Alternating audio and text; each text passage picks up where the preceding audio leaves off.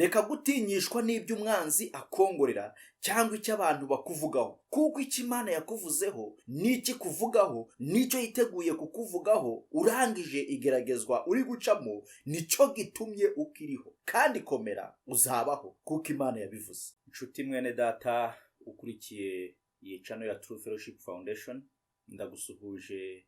Amahoro y'Imana abane nawe.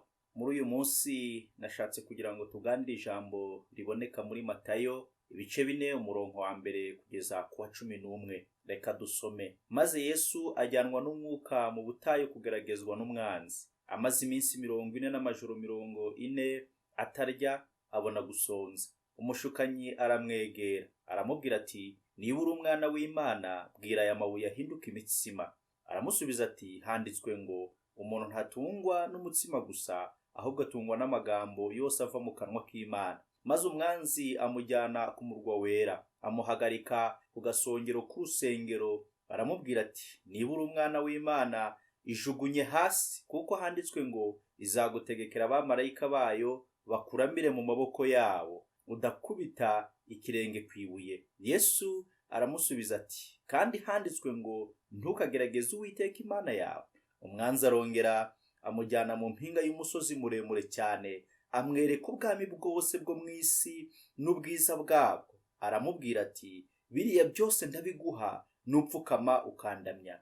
Yesu aramubwira ati, genda Satani, kuko handitswe ngo, uramye Uwiteka Imana yawe, aba ariyo ukorera yonyine. Umwanzi aherako aramureka, maze haza abamarayika baramukorera. Turongera twunganire iri jambo muriboneka muri Luka ibice 4 umurongo wa 13, hagira ngo umwanzi arangije ibyo amugerageresha byose, aramureka amutega ikindi gihe. Imana itugire neza cyane. Uyu munsi nashatse kugira ngo tuganire ku ijambo rivuga ngo ubuzima ducamo. Tuzabimaraho igihe kirekire, ariko by'umwihariko uyu munsi ndashaka kugira ngo tuganire ku ijambo rivuga ngo ni ibiki tubasha kwigira mu igeragezwa rya Yesu. Imana ibashe kubidufashamo cyane. Ariko mbere y'ibyo ndashaka kugira ngo ubwire ngo umwanditsi w'igitabo cy'ubuzima bufite intego yavuze ko ubuzima ari igeragezwa, ubuzima ari indagizo, ubuzima ari umurimo w'igihe gito cyangwa se icumbi ry'igihe gito. Yewanaga mu buryo butatu mvuzaho haraguru. Wowe se ubona ute ubuzima? Imana idufashe. Nkunda ijambo riboneka mu gitabo cy'Abaheburayo ibice 12 umurongo wa mbere kugeza ku wa 2, havuga ngo, nuko natwe ubwo tugoswe n'igicucu cy'abahamya bangana batyo, twiyambura ibituremerera byose n'icyaha kibasha kutwiziringitiraho vuba, dusiganirwe aho dutegekwa twihanganye, dutumbira Yesu wenyine, ari we banze ryo kwizera, kandi ari we ugusohoza rwose. Yihanganiye umusaraba kubw'ibyishimo byamushizwe imbere, ntiyita ku isoni zabo, yicara iburyo bw'intebe y'Imana. Imana ishimwe cyane. Iri ni ijambo nkunda, aho uyu mugabo yari amaze kuvuga intwari zo kwizera zanyuze muri ubu buzima. Impamvu ngira ijambo risomye nuko mfata ubuzima kubigeretse kuri biriya navuze hejuru n'ubundi nk'urugendo. Intwari rero zabanje zanyuze muri urugendo, zanyuze muri ubuzima ducamo, ariko zahavuye gitwara. Niyo mpamvu avuga ngo ubwo rero tuguswe n'abahamya bangana batyo, ni ukuri dufite abantu tubo kwigiraho mu buzima bwa buri munsi. Ariko iyo usomye umurongo waho wa 2, aravuga ngo Yesu wenyine niwe dukwiriye guhanga amaso, aho yakoresheje ijambo rivuga ngo dutumbira Yesu wenyine, ashaka kwerekana ko nubwo hari abantu banyuze muri ubuzima, ariko ubibanze utugirira umumaro ni Yesu wenyine. Ndibuka n'ubundi ijambo yavuze ngo nimunyigireho kuko noroheje mu mutima. Imana itugire neza cyane. Muri iri jambo rero tugiye kuganira uyu munsi ibigeragezo ducamo, nababwira ko ari igice cya mbere. Reka nkubwire wowe unyumva, nubwo umwanzi aguteka iminsi, humura Yesu arahari kandi yiteguye kukurwanirira. Imana ishimwe cyane. Abaheburayo ibice 2 umurongo wa 18 hari amagambo avuga ngo, kuko ubwo yababajwe no kugeragezwa ubwe, abasha no gutabara abageragezwa bose. Imana ishimwe cyane. Uwo ni Yesu bavuze ngo dutumbire muri wa murongo nasomye. Imana itugire neza cyane. Iyo rero turebye muri Matayo ibice 4 umurongo wa mbere kugeza ku wa 11, umurongo wa mbere uratubwiye ngo, maze Yesu ajyanwa n'umwuka mu butayu kugeragezwa n'umwanzi. Kuko Yesu yayobowe n'umwuka kujya mu butayu kandi agiye kugeragezwa iminsi 40 n'amajoro 40 ari mu butayu. Imana idufashe cyane. Ni igiki twigira muri iri geragezwa rya Yesu? Ni igiki twakwigira cyatwigira muri ubu buzima bwa Yesu ari mu butayu cyane cyane kirangiye? Kugeragezwa kwa Yesu mbere y'uko atangira umurimo we nka Mesiya byari ingenzi cyane, uretse kuri we no kuba mwizera b'ibihe byose, kuko niwe cyitegererezo cyawe. Yesu yageragejwe mu bushake bw'Imana, ari wo murongo wa mbere niko batubwiye, ajyanwa n'umwuka wera mu butayu kugeragezwa. Imana niyo yabyemeye. Kugeragezwa mu ijambo ryo mu Kigiriki bivuga igeragezwa, cyangwa rishobora n'ubundi kuvuga cyangwa gusobanura koshywa. Yesu rero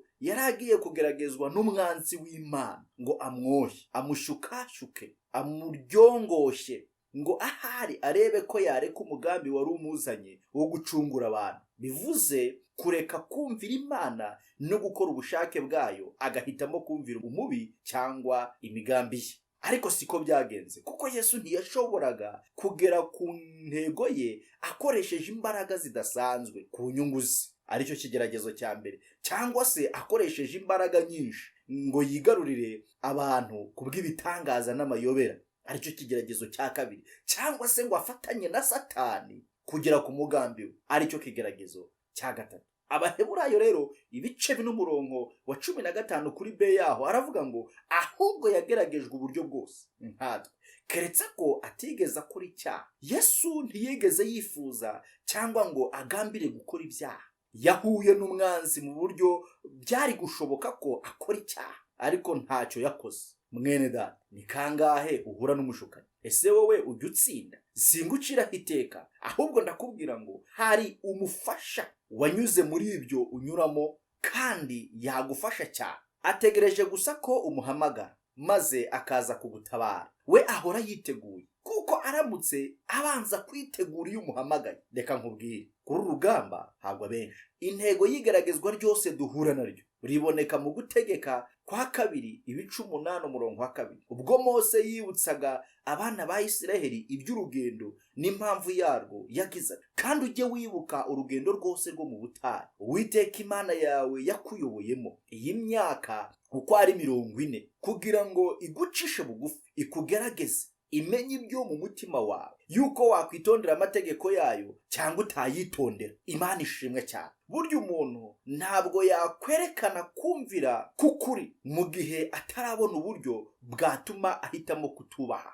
Wowe se umaze igihe kingana iki ugeragezwa? Wamaze se igihe kingana iki mwigeragezwa? Wigiye mwiki? Niki urimo kwigira mwigeragezwa waba uri gucamo uyu munsi? Nkubwira ngo ihangane, komera, Yesu arahari. Ariko ukomeje hepfo Mose yababwiye ko Imana yashakaga kubigisha guca bugufi. Mwene data, mu byo uri kunyuramo byose, ca bugufi uha Imana icyubahiro mu bigeragezo byawe. Yashakaga kubabwira ko umuntu adatungwa n'umutsima gusa. Icyo Imana ivuga ku buzima bwawe icyo ari cyo cyose nicyo gitumye uyu munsi ubaho. Reka gutinyishwa n'ibyo umwanzi akongorera cyangwa icyo abantu bakuvugaho, kuko icyo Imana yakuvuzeho n'iki kuvugaho nicyo yiteguye kukuvugaho. Urangije igeragezwa uri gucamo nicyo gitumye ukiriho, kandi komera, uzabaho kuko Imana yabivuze. Amina. Mu ijambo rimwe, ese ikigeragezo urimo waciyemo cyatumye utera imbere mu kubaha no kumvira amategeko y'Imana? Mu yandi magambo, ese icyo kigeragezo cyawe cyatumye cyangwa se kiri gutuma umenya Imana,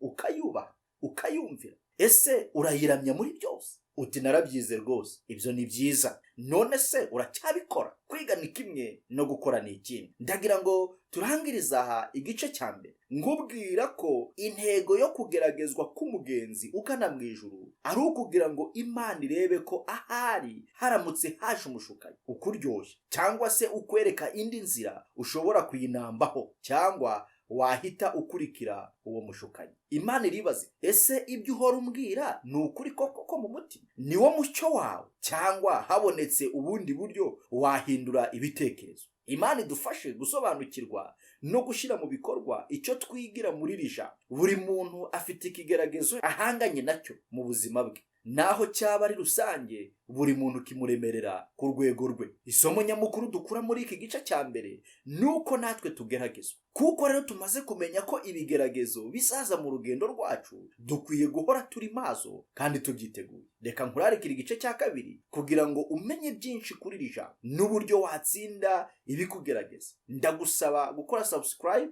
like, unasangiza abandi ubu butumwa kugira ngo igihe cyose ujye umenyeshwa ko twashizeho ubundi butumwa. Twandikire utubwire uko watsinze ibigeragezo. Wabyigiyemo iki? Ese hari icyo iki cyigisho gihinduye ku myumvire yawe y'ibigeragezo ducamo? Ni iki wasangiza abandi? Murakoze, ndabakunda. Amahoro y'Imana abane namwe. Amen. Kadusenge. Ndagushimiye Uwiteka nyiricyubahiro, wowe wemeye ko twumva kuri iri jambo Yesu ageragerezwa mu butayu. Natwe tubonye ko ibigeragezo bizaza mu buzima bwacu. Duhe kwitegura, tubashe kwiga amasomo dukura muri iri geragezwa rya Yesu mbere yuko atangira umurimo we. Ndakwinginze ngo uduhe kubimenya rwose, kubizirikana ndetse no kubishyira mu bikorwa kugira ngo tubone uko dutsinda mu bigeragezo ducamo bya buri munsi. Urakoze kuri kumwe natwe kandi ko witeguye kudufasha umunsi ku wundi, mu izina rya Yesu. Amen.